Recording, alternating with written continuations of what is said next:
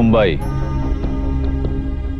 सपनों का शहर, जहां हर रोज लाखों की संख्या में लोग अपने सपने साकार करने आते हैं।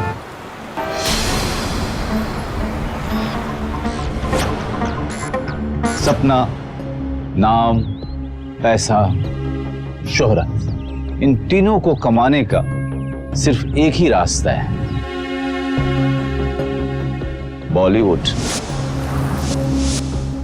इस इंडस्ट्री को लोग फेक मानते हैं, झूठे और नकली चेहरे।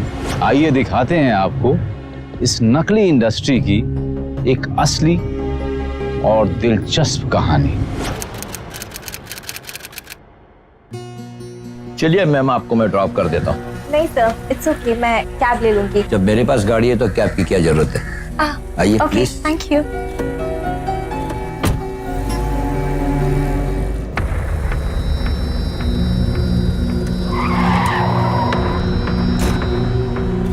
चलिए बाहर आ जाइए, हम लोग सीबीआई से हैं। Cut it. Okay. Back up.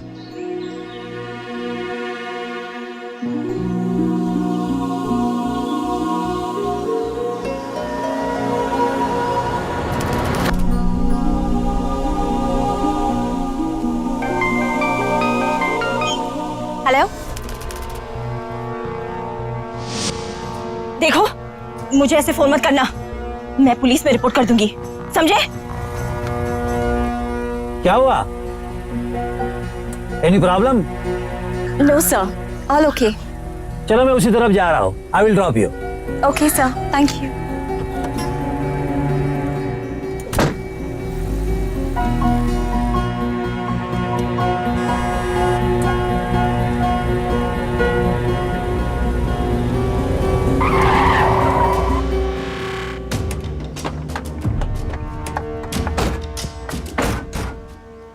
CBI, चलिए बाहर निकले। We are from CBI. जैसा आप अंदर ही बैठिए। चलिए चलिए।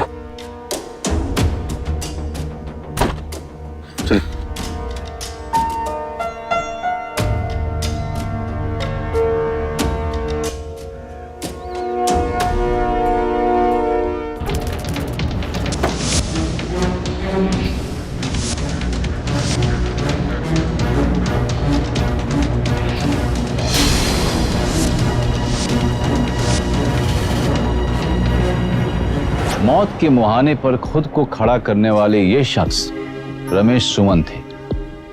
80 के दशक के एक जाने माने अभिनेता और उसके बाद एक परफेक्ट प्रोड्यूसर डायरेक्टर के तौर पर बॉलीवुड में उनकी एक खास पहचान थी।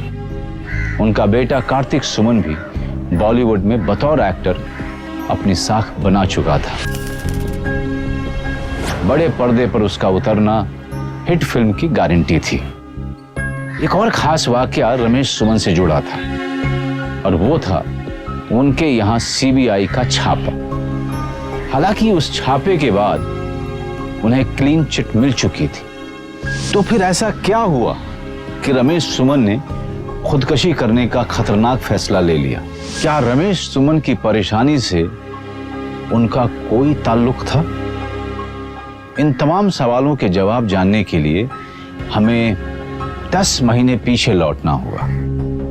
तब जब रमेश ने अपने बेटे कार्तिक की फिल्म पंछी को प्रोड्यूस किया था और उन दिनों फिल्म पंछी का युद्ध स्तर पर प्रमोशन चल रहा था। कार्तिक जी, हमने सुना है कि जिस विदेशी अभिनेत्री ने आपके साथ फिल्म पंछी में काम किया है, आपका उनके साथ रोमांस चल रहा था। क्या ये बात सच है? क्या बकवास है, आप प्रेस वाले किसी को लेकर भी कोई भी कहानी कर देते हैं। सर, आपका जो केस सीबीआई में चल रहा था उसके बारे में आपका क्या कहना है? सर, सुनने में आया है कि सबूतों के अभाव में आपको छोड़ा गया है, जबकि आपने मीडिया में ये फैलाया है कि आपको बाइज्जत बरी किया गया है। मुझे इस देश की न्याय व्यवस्था पर पूरा यकीन है।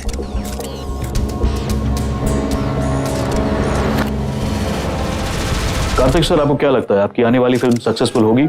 क्योंकि उसमें आपके पिता मिस्टर रमेश सुमन निर्माता हैं, डायरेक्टर नहीं। ये तो आप लोग और कार्तिक के फैंस ही डिसाइड करेंगे। तो क्या आप डायरेक्शन बिल्कुल नहीं करेंगे? आज के लिए we have answer many questions. Sir एक सवाल। सर एक ऑटोग्राफ प्लीज।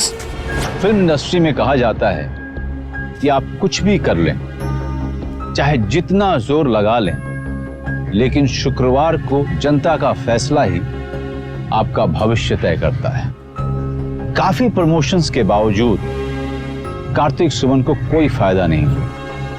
फिल्म को विदेश में शूट किया गया, एक विदेशी एक्ट्रेस को हीरोइन के तौर पे लिया गया, लेकिन कोई भी फॉर्मूला काम नहीं आया।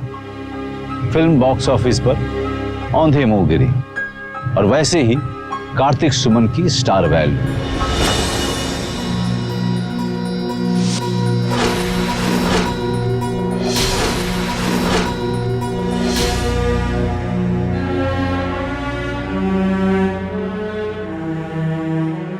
बेटा ये तुम क्या कर रहे हो? I am a failure dad. ये रियलिस्टिक बेटा। देखो बेटा, तुम्हारी एक फिल्म की फेल्यूर तुम्हारी काबिलियत को खत्म नहीं कर सकती। बट डैड, मेरा करियर और आपका इतना सारा पैसा। कार्तिक, मेरा सिर्फ पैसा डूबा है, तुम्हारा या मेरा टैलेंट नहीं। We will strike back। हाँ बेटा, यह सच है कि मैंने डायरेक्शन छोड़ दी थी, लेकिन अब मैं तुम्हें रीलॉन्च करूंगा। और देखना बेटा, फिर एक बार ये बाप बेटे की जोड़ी इस इंडस्ट्री को हिलाकर रख देगी।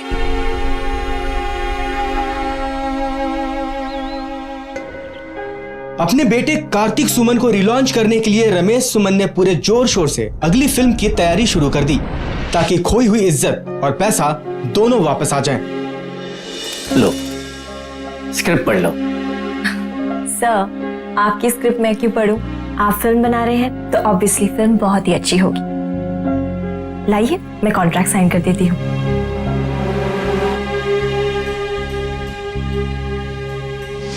और अगर इसी तरह चलता रहा तो हमारा रिश्ता खत्म हो जाएगा।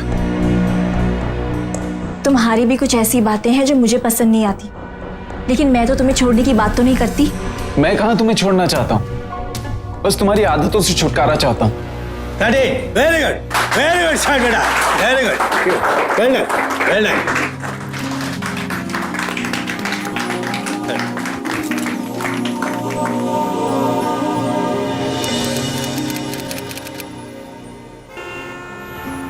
सर 70% फिल्म पूरी हो गई है। डिस्ट्रीब्यूटर्स के लिए ट्रायल रखवा लेते हैं, पहले बिक जाए तो अच्छा है।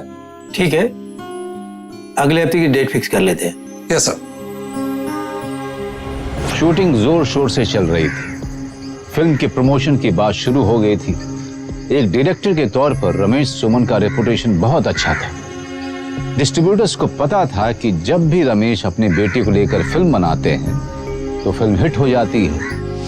स्क्रिप्ट की वाहवाह हो रही थी जो खुद रमेश ने लिखी थी, लेकिन जिंदगी की स्क्रिप्ट इतनी आसान कहां होती है। आपके पैसे का पूरा इंटरेस्ट मैं दे दूंगा, लेकिन हर टेरिटरी की तरह ओवरसीज की भी बोली लगेगी।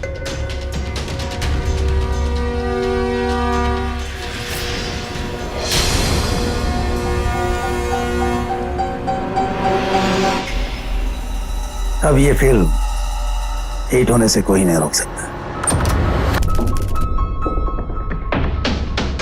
चलिए आप लोग की मीटिंग। आइए बाहर आइए आप लोग। संतोष, तुम एक काम करो, इस ऑफिस के सारे फोन अपने कब्जे में ले लो। रोहन, सारे लोगों को लॉक करो और देखो इस ऑफिस का कोई भी स्टाफ बाहर जाना नहीं चाहिए। सर। अरे आप लोग सुनो नहीं, मीटिंग खत्म हो गई, चलिए बाहर।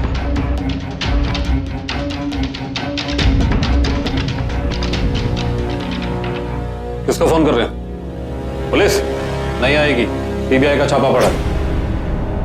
मैं Shyam, CBI officer, special bureau. अरे बैठिए रमेश जी, बैठिए।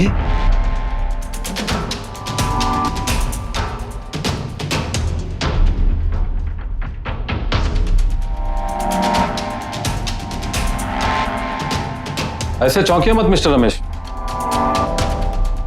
5 साल पहले आपने एक टैक्स फ्रॉड किया था, जिस केस को आपने दबा दिया था। सीबीआई ने उसी केस को रीओपन किया और पूरी जांच पड़ताल के बाद सीबीआई की स्पेशल इन्वेस्टिगेशन टीम को टैक्स चोरी में आप दोषी पाए गए हैं। आपके ऊपर बकाया टैक्स और ये फाइन मिलाकर 50 करोड़ रुपए बनते हैं।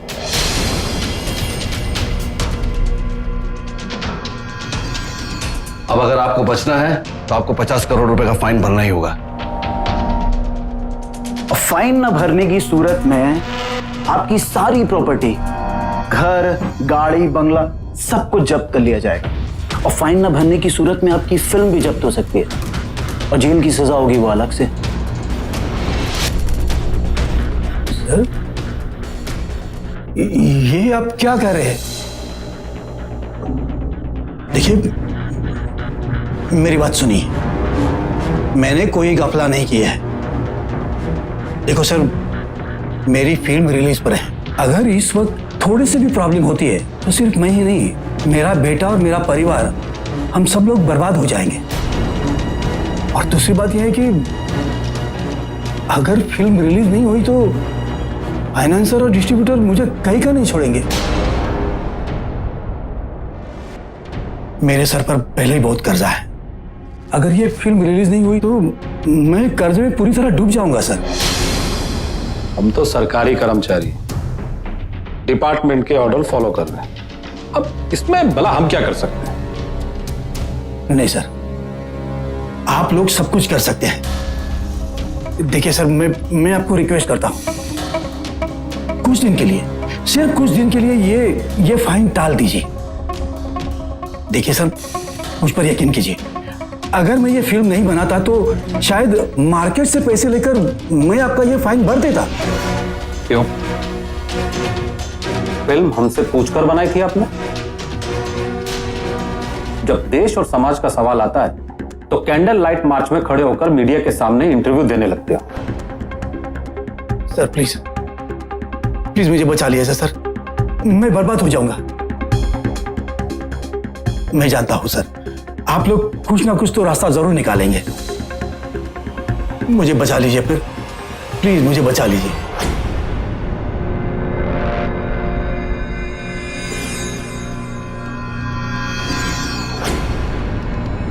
एक रास्ता है। कौन सा रास्ता है सर, बताइए ना, मैं जरूर कोशिश करूंगा। मिस्टर रमेश, आपका जितना पेनल्टी बनता है 10%, मतलब 5 करोड़ रुपए आप हमें दे दीजिए, बाकी हम संभाल लेंगे। 5 करोड़? सर, इतना पैसा मैं कहां से लाऊंगा सर? सारा पैसा तो मैंने फिल्म में लगा दिया है। देखिए सर, आप चाहे तो मेरा अकाउंट चेक कर सकते हैं, और इस वक्त मेरे पास सिर्फ 80 लाख रुपए है। ये देखिए, डिस्ट्रीब्यूटर ने दिए हुए हैं, चाहे तो ये आप ले सकते हैं। भीख दे रहे? हमें कोई शौक नहीं आपसे पैसे मांगने का। फाइन भरिए और मामले को यही खत्म कीजिए। ऐसा मत कीजिए सर, मेरी मुसीबत समझने की थोड़ी तो कोशिश कीजिए सर, प्लीज। मिस्टर रमेश, अभी हम ये पैसे ले लेते हैं, बाकी के पैसों का इंतजाम आप आज रात तक कर दीजिएगा, वरना मजबूरन हमें आपके खिलाफ कार्रवाई करनी पड़ेगी, जो ना तो आपको अच्छी लगेगी और ना ही हमें। मैं कोशिश करूंगा सर। एक मिनट सर, एक प्लीज। इस रेड के बारे में बाहर कुछ मत बता दीजिएगा सर, वरना मेरी फिल्म और मेरे फाइनेंसर और डिस्ट्रीब्यूटर, उन्हें क्या जवाब दूंगा मैं? भाई कमाल है, फिल्में तो आप बड़े दिमाग लगा के बनाते हैं, यहाँ आप एक झूठ नहीं बोल सकते। मैं आपको एक आइडिया देता हूँ। अरे आप बोल दीजिएगा कि सीबीआई वालों की मॉक ड्रिल थी जो आपने अपनी फिल्म के प्रमोशन के लिए करवाई, इससे आपकी बदनामी नहीं होगी। वैसे सुना है कि सीबीआई का बड़ा अच्छा रोल है आपकी फिल्म में।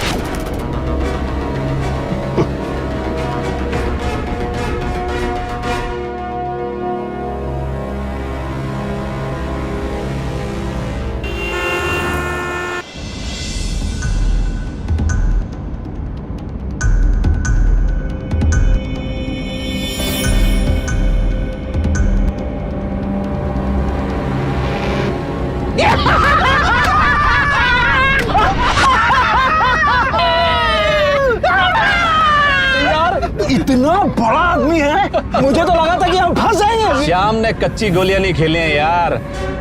रात तक किसी भी तरह पैसों का इंतजाम करेगा और हमें देगा, और फिर पैसे लेकर 2 दिन बाद हम लोग। रमेश को इस बात का अंदाजा भी नहीं था कि जो लोग उस पर केस का दबाव डालकर सब कुछ जब्त हो जाने की धमकी दे रहे हैं वो सीबीआई के लोग नहीं बल्कि ठग थे। ये ठग इसीलिए कामयाब हो पाते हैं क्योंकि कुछ गलतियां हम भी करते हैं। कभी भी कोई किसी भी तरह की सरकारी या गैर सरकारी वजह दिखाकर हमसे पैसे ऐंठने की कोशिश करे तो सावधान हो जाइए। रिश्वत का सहारा लेकर आप सिर्फ अपना ही नहीं बल्कि देश का भी नुकसान करते हैं। इंडियन पिनल कोड 171E के मुताबिक रिश्वत लेना या देना दोनों ही एक अपराध है, जिसके तहत अपराधी को 1 साल तक की सजा या फिर जुर्माना भरना पड़ सकता है, या फिर दोनों ही। और prevention of corruption act 1988 section 12 के मुताबिक दोषी को कम से कम 6 महीना या फिर 5 साल तक की भी सजा हो सकती है, और साथ ही जुर्माना भी भरना पड़ सकता है। हमेशा संबंधित सरकारी या गैर सरकारी दफ्तर में जाकर पूरी जानकारी लें, और अगर फाइन भरना हो तो बेझिझक भरें। अगर किसी कारण से भी आपके पास फाइन की रकम ना हो तो कोई भी संस्थान आपको एक मोहलत भी देती है। ऐसे झांसे में फंसने से सावधान रहें। लेकिन रमेश सुमन तो बड़ी ठगी का शिकार हो चुके थे, लिहाजा रिश्वत की रकम का इंतजाम करने के लिए उन्होंने फाइनेंसर्स का दरवाजा भी खटखटाया। सॉरी रमेश जी, इस वक्त मैंने एक बड़ी फिल्म में पैसा लगाया है। I can not arrange, I am sorry. Ramesh ji, आपको पैसों की कहां कमी है? बस आप एक और इंटरेस्टिंग फिल्म बनाइए, पूरा का पूरा पैसा मैं लगाऊंगा। लेकिन इस बार जरा मुश्किल है। हाँ, अगर आपके पास कोई अच्छी ऑफर हो, यानी कुछ खरीदना या बेचना, तो जरूर बताइए। आपको तो मालूम है, मैं अभी बंगला खरीदा है, उसका लोन भी चुकाना है, इसलिए इस बार हम आपकी कोई मदद नहीं कर पाएंगे।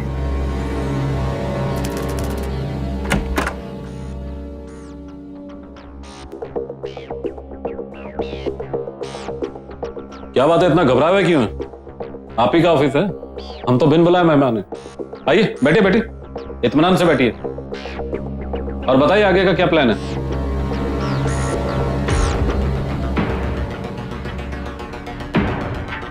सॉरी सर, पूरे पैसे का बंदोबस्त तो नहीं कर पाया मैं, लेकिन मैंने बहुत कोशिश की सर। तो फिर ठीक है, हमें कोई दिक्कत नहीं, हम रिपोर्ट आगे फॉरवर्ड कर देते हैं, कल से कार्रवाई शुरू हो जाएगी। ऐसा मत कीजिए सर, प्लीज, सिर्फ 1 दिन की सहूलियत और दीजिए सर। मैं कैसे भी करके बाकी के पैसे वापस ला के दे दूंगा सर। अब जितने भी मेरे पास है वो ले लीजिए। कितने पैसे? 1 करोड़। हम क्या आपसे भीख मांग रहे हैं? नहीं चाहिए आपके पैसे, रखिए। सर प्लीज, मेरी मजबूरी समझने की कोशिश कीजिए, थोड़ी मोहलत दीजिए। मैं अपने बेटे और बीवी के अकाउंट में से लाकर दे रहा हूं। प्लीज सर, थोड़ा समय और दीजिए।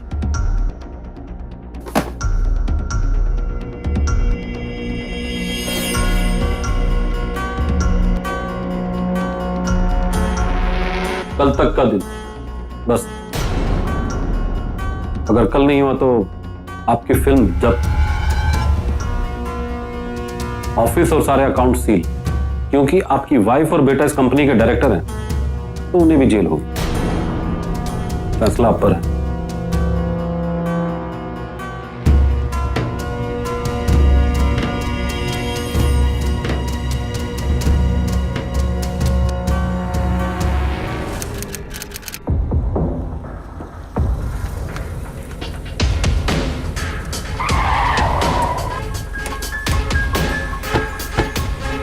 सीबीआई, चलिए बाहर निकलिए। We are from CBI. जैसे आप अंदर ही बैठिए। चलिए।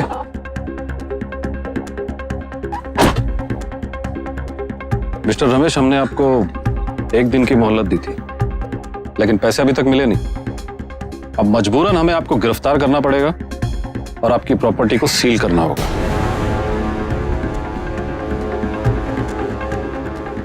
सर प्लीज प्लीज मुझ पर यकीन कीजिए सर। वाकई मेरे पास कुछ भी नहीं है सर। सब कुछ गिरवी रखा हुआ है। सर प्लीज मुझे गिरफ्तार मत कीजिए। मेरा पूरा परिवार तबाह हो जाएगा सर। Please please.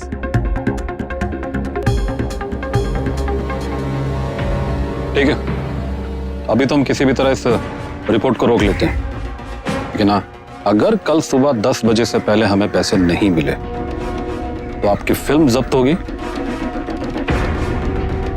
और आपकी प्रॉपर्टी सील होगी।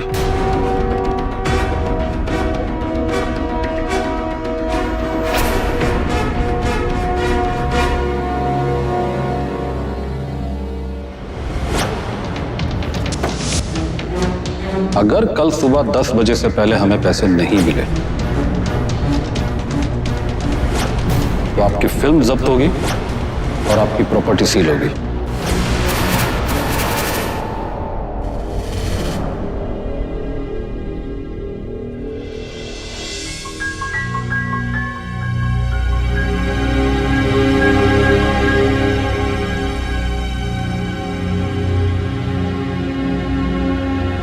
बुरी तरह से टूट गए थे रमेश सुमन। कोई भी रास्ता नहीं सूझ रहा था उन्हें। शायद इसीलिए उन्होंने मौत को गले लगाना ही बेहतर समझे। वो तो ऐन मौके पर कार्तिक आ गया और उसने अपने पिता के सामने वही बातें दोहराई जो कुछ ही दिनों पहले रमेश ने उससे कही थी। बेटे के समझाने पर रमेश का हौसला बढ़ा और उन्होंने सीबीआई की मुंबई ब्रांच के सीनियर मोस्ट ऑफिसर से बात करने का निश्चय किया।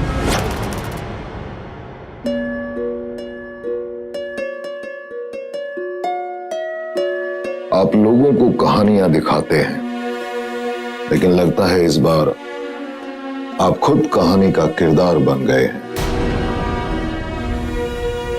मतलब किसी ने कहानी सुनाकर लूट लिया है आपको।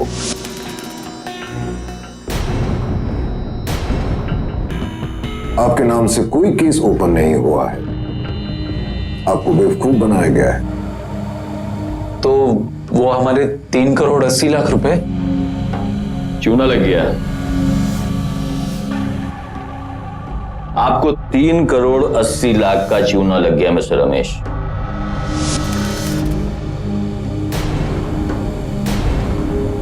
और ऐसे 6 केसेस हुए।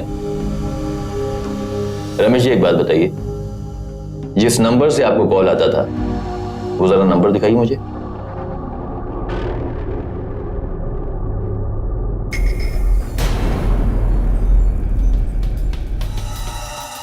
सिम निकाल के फेंक दिया सर। आपके ऑफिस में सिक्योरिटी कैमरास तो लगे होंगे।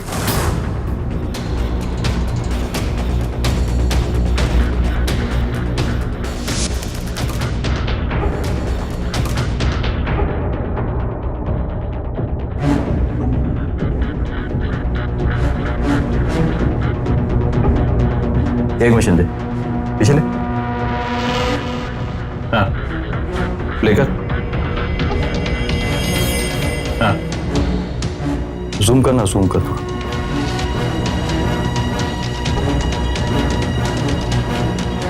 एक मिनट।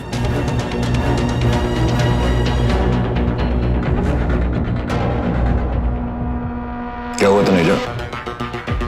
5 साल पहले जब मेरी दिल्ली में पोस्टिंग थी ना, इसको पकड़ा था मैंने।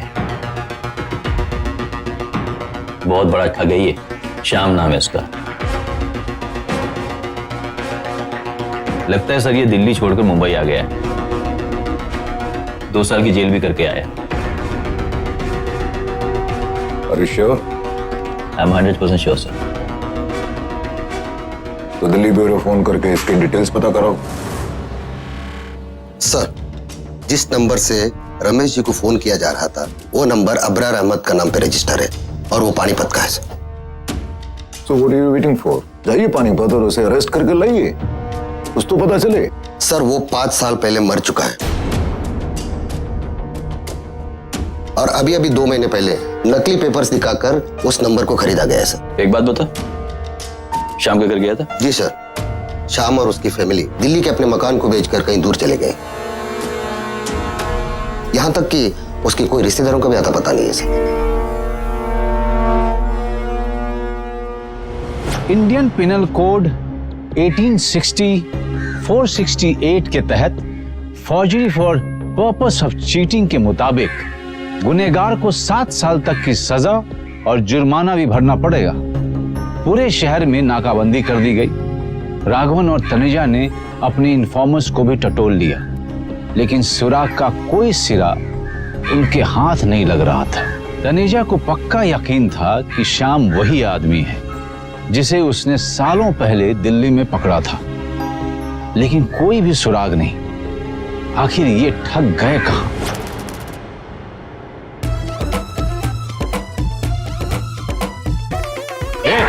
क्या हो रहा है?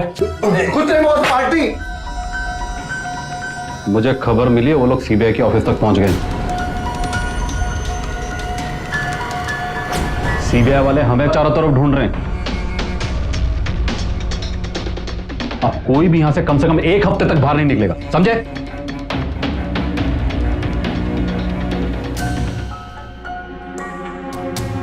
हाँ जान, पहचानी? है कौन तू और अपना नाम क्यों नहीं बताते?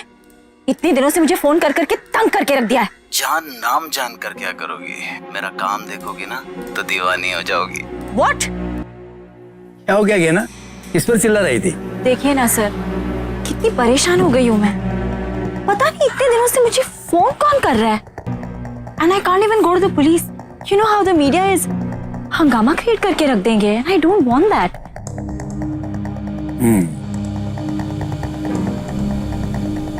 मेरे पास एक रास्ता है। What sir? आप जैसी पब्लिक फिगर से तो सभी बात करना चाहते हैं, लेकिन ऐसा काम कोई सरफिरा ही कर सकता है। आप उसका नंबर हमें बता दीजिए, हम देखते हैं क्या कर सकते हैं। सर, ये रहा बोला। Out of reach sir. पता करो किसका नंबर है। सर, मेरे केस का क्या हुआ? हम इन्वेस्टिगेशन कर रहे हैं। ठीक है सर।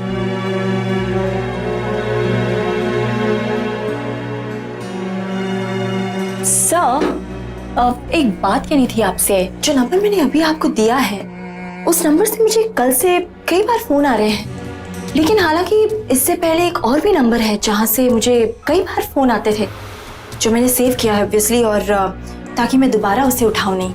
मैं अभी आपको दिखाती हूँ। नंबर है? जी जी, ये रहा।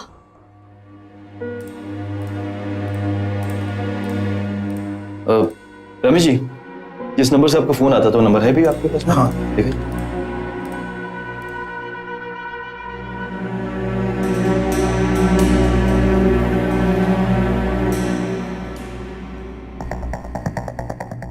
क्या सोच रहे हो तनेजा? अजीब इत्तेफाक है सर। ये देखिए, जिस नंबर से गहना को फोन आया करता था उसी नंबर से रमेश को भी फोन आया करता था। ये नंबर एक ही है, तो जाहिर है कि आदमी भी एक ही होगा।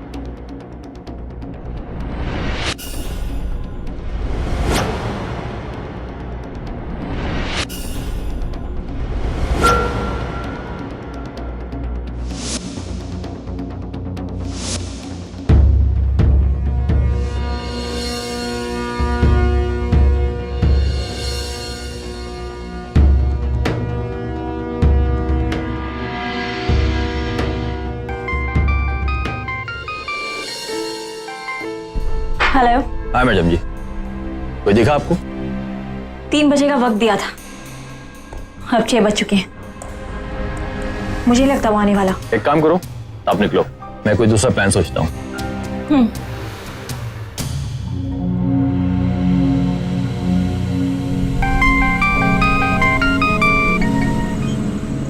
हेलो। सीबीआई को बुलवाकर हमको पकड़वाना चाहती है।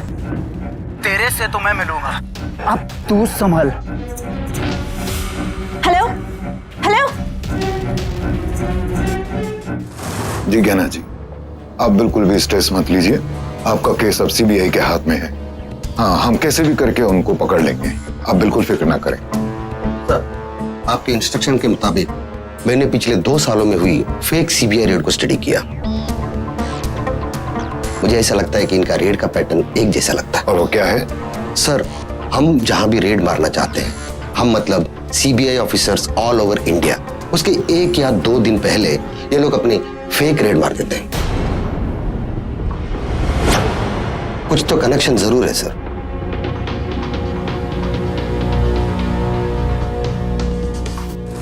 सर, इन चूहों को बिल से निकालने का मेरे पास एक बहुत ही अच्छा तरीका है। शर्मा जी, आपके लिए लेटर।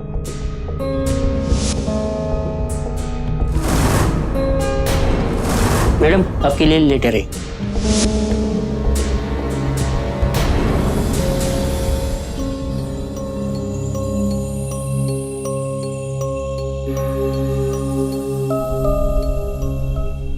शर्मा जी तो नहीं है सर। क्या है सर? मैंने आज तक आपको या ऑफिस में किसी को भी शिकायत का कोई मौका नहीं दिया, और आप लोगों ने मुझ पर इतना गंदा इल्जाम लगाकर मुझे नौकरी से निकाल दिया। नहीं सर, मैं अब कुछ नहीं सुनना चाहती, मैं कोर्ट तक जाऊंगी। सुरेखा जी प्लीज, आप बिल्कुल भी इसको पर्सनली मत लीजिए, ये हमने एक मकसद के तहत किया था। आप इस बारे में ये लेटर मुझे दे दीजिए, और आप, आई रिक्वेस्ट यू कि आप बाहर इस बारे में किसी से कोई बात ना करें।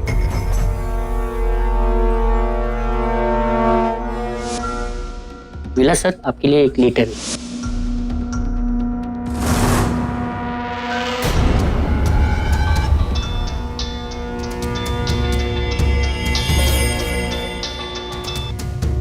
हाँ बोल, क्या खबर है? 2 दिन बाद जगजीवन दास ज्वेलर्स की दुकान में रेड हो गई। गुड, हम कल ही पहुंच जाते हैं सीबीआई का काम आसान करने के लिए। सावधान रहना।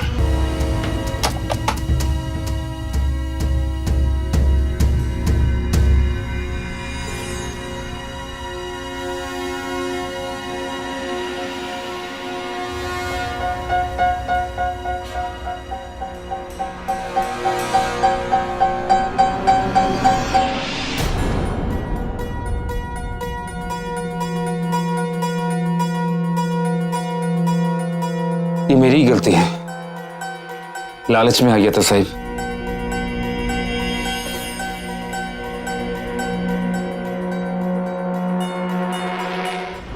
सीबीआई जाल बिछा चुकी थी। राघवन जगजीवन दास के वेश में दुकान में बैठे थे।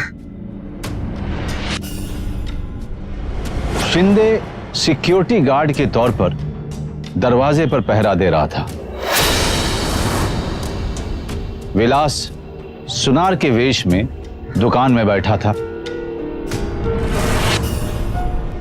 और तनेजा सबके पीछे, ताकि जरूरत पड़ने पर हमला बोला जा सके।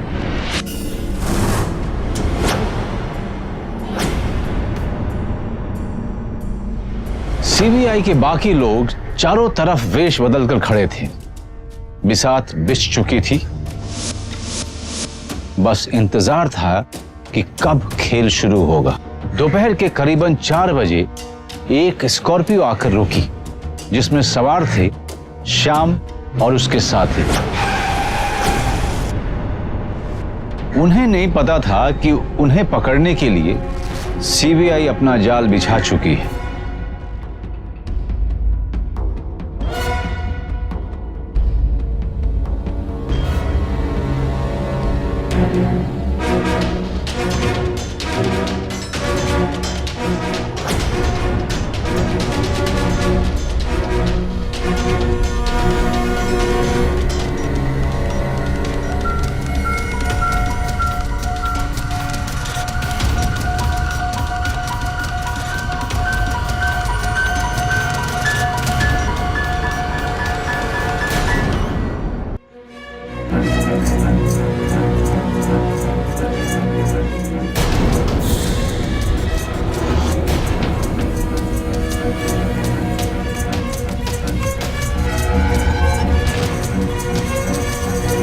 शिंदे ये नहीं, पीछे भागो।